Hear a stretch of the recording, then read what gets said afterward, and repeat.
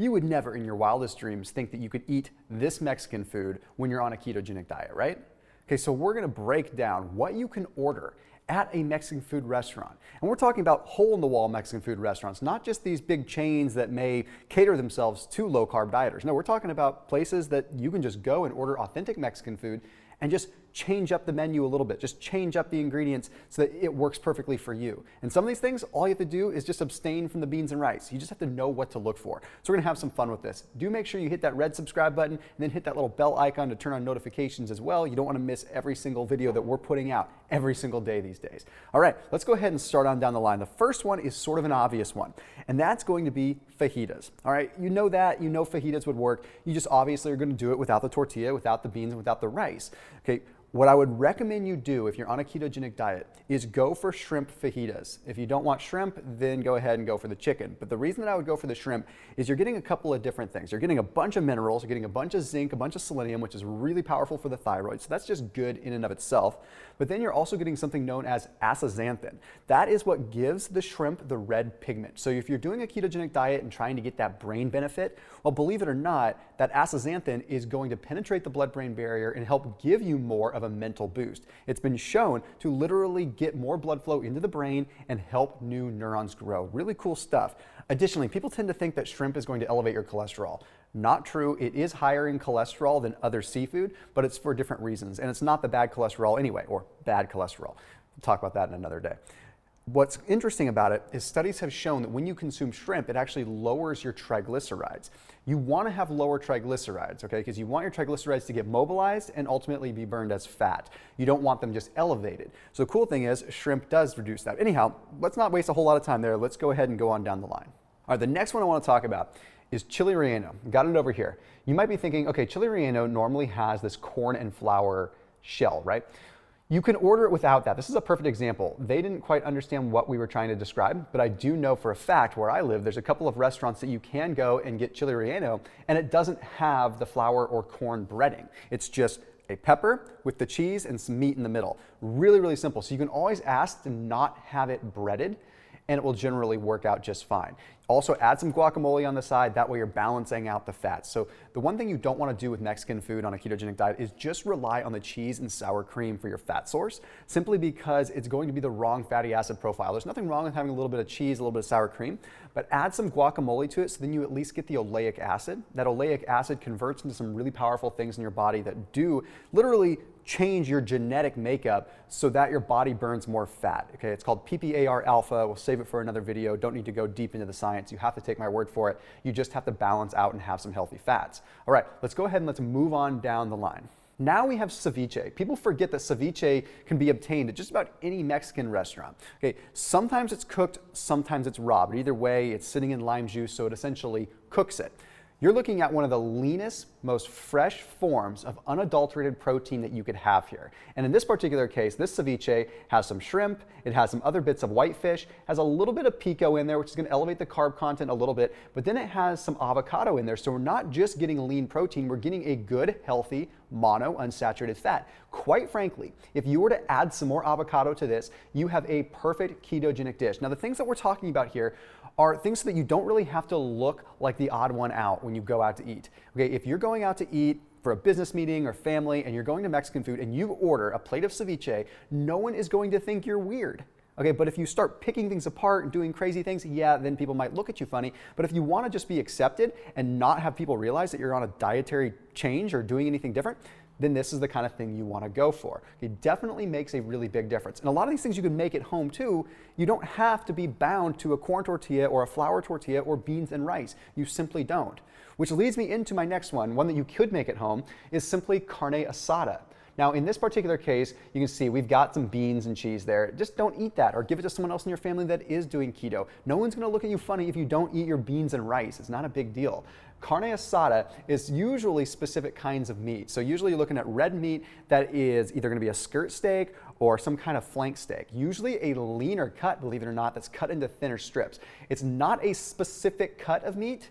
You can make carne asada from any cut of red meat, but most commonly you will see skirt steak and flank steak, and then it's cooked at a relatively low temperature and then charred on the outside to give it that kind of crispy, charred look and taste. That's what makes carne asada really good. So it's all about the seasoning and everything like that there. If you want to make good carne asada at home, I did go ahead and put a link down below for ButcherBox. If you've watched my videos before, always talking about ButcherBox. So if you're looking to get grass-fed, grass-finished meat, which quite frankly you're not going to always find at restaurants, or most of the time you're not, then you want to check them out. So they have grass-fed, grass-finished meat delivered right to your doorstep, cheaper than what you'd get at the grocery store. So like if I go to the store and I get skirt steak or flank steak, I'm going to pay like $9.99 to $14.99 a pound generally. It's pretty expensive. Now when you go through ButcherBox, it ends up being significantly cheaper and it goes right to your doorstep. So highly recommend you check out that link down below, get my special discount on it as well. Okay, so let's go ahead and let's move on from carne asada and let's move on to the next one. Okay, now we're coming back through to Chile Verde. So Chile Verde, again, if you have it with a bunch of beans and rice, it's not going to be keto. But the cool thing about Mexican cuisine is by and large, the main dishes are usually protein-based and usually very, very easily integrated into a ketogenic diet. So what we did here is we took regular Chile Verde and we just ordered it on the side. Said, I don't want any beans and rice with it. Don't put any cheese, nothing. So here we have pork, which is generally pork shoulder. So it's a slightly higher fat cut of pork, but it's coming from the area of the pig that's going to be a bit more of a polyunsaturated and monounsaturated fat blend, less saturated fat. So actually a good healthy fatty acid profile here. And then all it is it's stewed up with chilies and stewed up with this particular Verde sauce. Super, super clean. Pork itself is high in some specific minerals that other meats are not. So when we look at pork, again, high in selenium, high in zinc. We need zinc if we want our hypothalamus, portion of our brain, to be able to receive a signal from the thyroid hormone. If we want our metabolism to be elevated, we need zinc. And we need selenium for our body to process T4 into the active form of thyroid known as T3. Long story short, your metabolism's slow, pork might be a good option for you just because of the mineral content, not to mention high degrees of B vitamins. For whatever reason, I don't know, honestly. Pork, pig has a lot of B vitamins in there. So really good option there. And also just FYI, ButcherBox does have some good pork options as well if you want to check them out down in the description. Okay, let's go ahead and let's move on to one that's really interesting, known as Machaca. This is one of my personal favorites that wasn't before. And the reason it's a personal favorite of mine isn't necessarily because of the taste. Sure, it tastes good, but you're gonna load it up with salsa and guacamole anyway. It's just unique. Okay, they take a leaner cut of pork and then they dry it out. And then after it's been dried out, they rehydrate it so that it comes back to life. Basically, it's been revitalized, it's been reconstituted, and then they scramble it up with eggs, with onions, and a little bit of peppers. The thing I like about this dish is it doesn't have a whole lot of peppers, so it's not driving the carb content very high, and you're getting a good amount of onions, which is giving you that prebiotic fiber content, and then you've got the eggs, which are a big contributor to what is called acetylcholine because they contain choline in them. I'm nerding out on you, I'm going kind of nerdy, but it's all good. Some of you guys like that. Basically, what choline does is it's a precursor to acetylcholine, which is a neurotransmitter that's necessary in your brain to send proper signals throughout your body. It can actually curb your hunger too. So you get this, put a little bit of guacamole on it, put a little bit of pico on it. It can work for breakfast, it can work for lunch, it can work for dinner. Most Mexican food restaurants will serve it all day and all night long. Super easy dish that a lot of people don't know about. Okay, now we have another dish that people don't always know about in the mainstream, and that's called albóndigas. Okay, this is a specific meatball soup and literally translates to meatball soup. Okay, what this is ground beef, sometimes ground pork, made into delicious meatballs. This broth is very simple broth. Now you do see we have some big chunks of carrots in there, which maybe you could get away with having one or two, but that is going to drive the carb content up. Some restaurants will put potatoes in. So if we look here, we do have some chunks of potatoes. But the nice thing is, in this particular dish, they're always big chunks, so they're easy to get around. You don't have to eat them, they're not pureed into it. We ordered this with no rice. Usually it comes with rice, and it's mixed into the soup.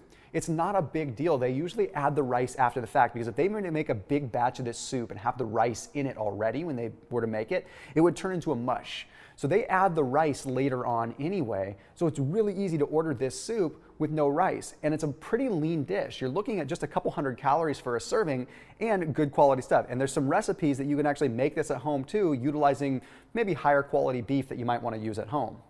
Okay, now we have to move into some of the more obvious ones. Okay, you can have a simple salad. Okay, get a little bit of ranch dressing on the side. It may not be the healthiest thing, but at least it's gonna keep it keto. When we ordered this one, we had no idea that it came with tortilla strips. Really simple, rip the tortilla strips off. You can get a taco salad. I recommend if you get a taco salad to get one that does not come in the flour shell, simply because when you get down to the bottom of that flour shell, you're going to have remnants of the flour shell that are going to mix up into the salad. So even if you're avoiding the shell, the guacamole, the sour cream, the juices from the chicken saturate and you get a lot of the gluten and it kind of mixes up, and next thing you know, you consumed 20 carbs and you didn't even realize it. So get the kind of dishes that are like a tostada salad or anything like that that are easier to get the greens and the veggies off of that. Here's one that's really interesting. This is nachos without chips. Right? It's like not even nachos, but it is. So what we've done here is you can take nachos, you can get everything made, guacamole, sour cream, cheese, whatever's on it. Sometimes there's beans and rice, which you would ask for without, and you ask them to do it with lettuce. And they'll look at you like you're crazy, but they do it.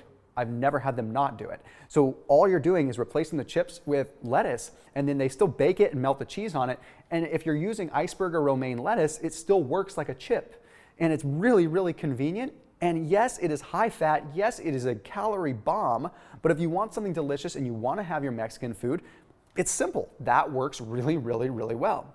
Okay, now we move into another soup, tortilla soup. Another one you can make at home with some good quality shredded chicken. Okay, that way you can just have everything that you want. You just get it without the tortilla strips. Sometimes they will put rice in it. You just have to read the menu. The fact is, this is just the tip of the iceberg. There's a lot more that you can do. And with tortilla soup, it's easy to make at home.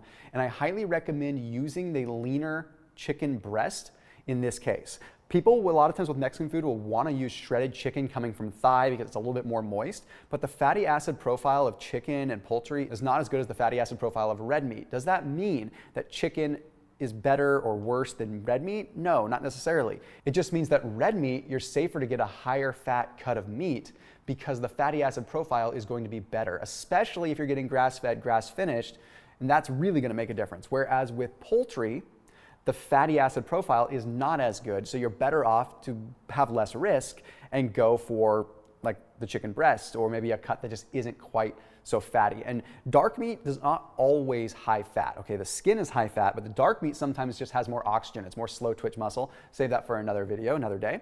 Okay, so this is really, really simple. Then obviously the sides you want to load up on. Tons and tons of guacamole.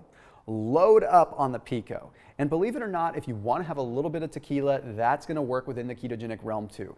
Yes, it actually does. Okay, you don't want to have a lot of it, but a couple shots of tequila might knock you out of keto for a little bit, but by and large, the carb content is pretty darn low. So it doesn't mean you load up with a margarita that has a bunch of sugar, but if you want to have something like that, it could work pretty simply. The one thing I really want to caution you on is queso.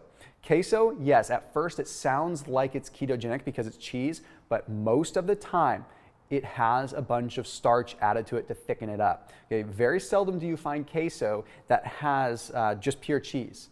It's usually going to have corn flour or regular flour or some kind of thickener, some kind of cornstarch that's going to kick you out of keto if you have too much of it. A little bit won't hurt, but I highly recommend you just keep that out of the equation. It's a low quality fat to begin with. So this, again, just the very beginning of the kinds of things that you can eat if you go out to Mexican food a lot when you're on the ketogenic diet. This might even work for you even if you're not doing keto and you just want to reduce the carb content. But if you have ideas for future videos like this, maybe Indian food, maybe Thai food, things like that, put them down below in the comment section and we can definitely do a video on that. As always, keep it locked in. I'll see you in the next video.